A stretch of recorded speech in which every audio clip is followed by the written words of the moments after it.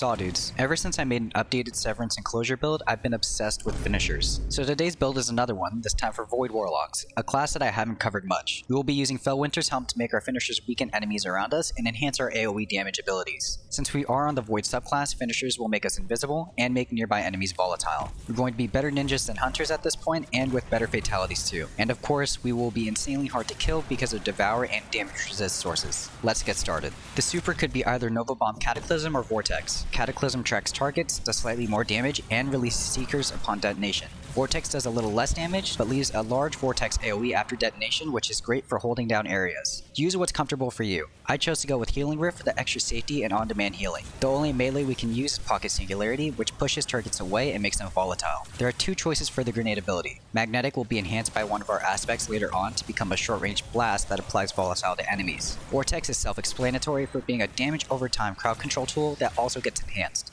Aspects for the Rip-Off Warframe build are Chaos Accelerant and Child of the Old Gods. Chaos Accelerant enhances certain grenades. In the case of this build, it causes charged magnetic grenades to become a short-range blast that applies volatile to enemies and does a ton of damage. Vortex Grenade, when charged, is granted a 70% increased radius and an increased duration from 3.2 to 4.2 seconds. Child of the Old Gods creates a Void Soul whenever we cast a Rift. When enemies are damaged by a weapon, the soul flies to their location, reaches enemies, and creates a weakening field with a 5-meter radius. Because we are on Healing Rift, the soul grants 4% melee and grenade energy every 1.4 seconds per enemy leeched. The fragments are Echo of Cessation, Obscurity, Persistence, and Starvation. Cessation causes finishers to apply volatile to enemies close by, and killing a volatile enemy spawns a Void Breach. Obscurity causes finishers to grant invisibility for 4.8 seconds, Persistence causes Void buffs to last about 40% longer, and finally, Echo of Starvation causes picking up a Void Breach or Orb of Power to grant Devour for 5 seconds. Let's go over the Ash Prime armor. On Felwinter's Helm, I used Harmonic Siphon, Special Ammo Finder, and Special Ammo Scout.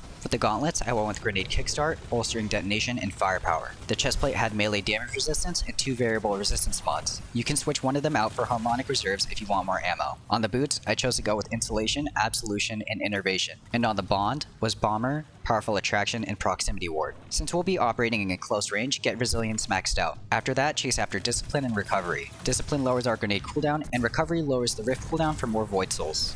It's time to talk about weapons. Please use timestamps to skip around. Weapon Loadout 1 is meant for close to mid-range combat with heavy hitting exotics. It's made up of Submission, the choice between Ruinous Effigy, Excalibur or Wave Splitter, and Retrofit Escapade. Submission is a solid choice for dealing with enemies sub 25 meters. Like you might have heard me say already, the Soul Drinker Origin perk helps us stay alive by healing on reloads, especially when Devour is not active. I crafted mine with Subsistence and Frenzy for the most ease of use possible. The energy slot is where you decide how you want to play. Ruinous Effigy has Transmutation Spheres that can be dunked for massive AoE damage and makes use of the weakened and volatile finisher effects. The spheres could also be used to guard, which grants 80% damage resist without considering resistance mods or resilience. It's a great choice for those wanting to use balls. But Excalibur offers great survivability and some team support through the Void Overshield that it can provide. Best of all, when it's crafted with Feedback Refit, it can refill ammo from reserves when it blocks damage for constant blocking. Wave Splitter is solid for overall damage since its supercharged battery can increase damage by 68.7% and automatically reloads on ore pickup. Retrofit Escapade is super solid for total DPS and can double as a champion melting tool. Use for Chun to Charm and Target Lock.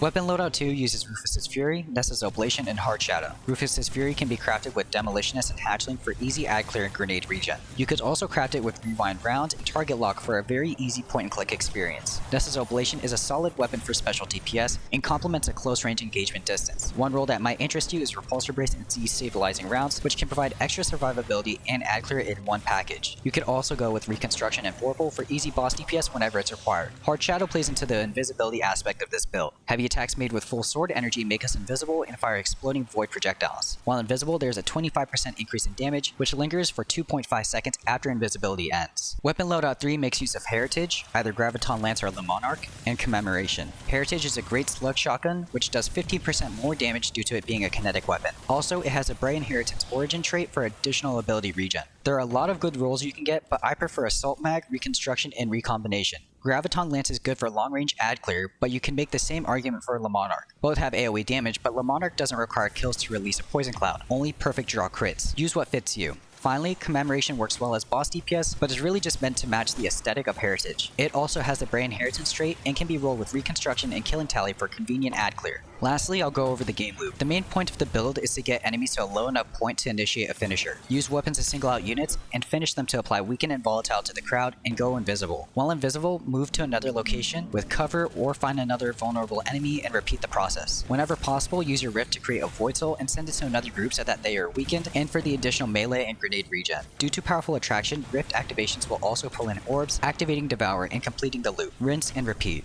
I'm super surprised that finishers are actually a somewhat viable way to play. Voidlocks are one of my least played classes, so I'm glad to make a build for that at last. As always, thank you all for watching and happy farming.